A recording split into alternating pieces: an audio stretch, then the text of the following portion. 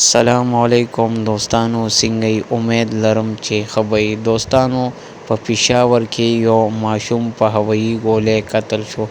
عزتمندو، ویډیو تر اخره وګورئ چې په ویډیو باندې پوه شئ، نو هر څه نه به خبر شئ. دوستانو، هوایي ګولۍ ډېر خطرناک څیز دی. 7 کاله بعد یو انسان له خدای پاک زوی ورکوي او د هوایي ګولۍ سره ترې بیا دغه خلک جدا کوي. نو زما هغه دوستانو، هغه ملګرو ته دا یو ریکویسټ دی، دا یو زاري او منت ورته کوم چې د هوایي ګولۍ په ودونو کې مه خلاصوئ. ولې؟ خدا نه خاص دا د چا په کور ورپروزي او د هغې په کور کې ماتم جوړ شي. لکه دا یو انسانیت مرګ نه دی، دا د ټول انسانیت مرګ دی.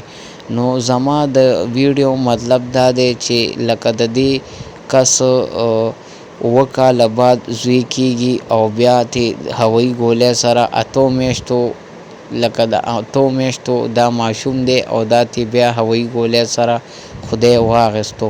نو زه هغه دوستانو ته بار بار دا ریکویسټ کوم چې خیر دی، دا هوایي ګولۍ مه خلاصوئ. دوستانو، دا زموږ معلوماتي ویډیو وه چې تاسو سره م شیر کا. د داسې معلوماتي ویډیوګانو دپاره زموږ دا چینل در سره سبسکرایب کړئ. د ویډیو کتلو مننه. د راروانې ویډیو پورې زموږ انتظار کوئ. د خدای په امان.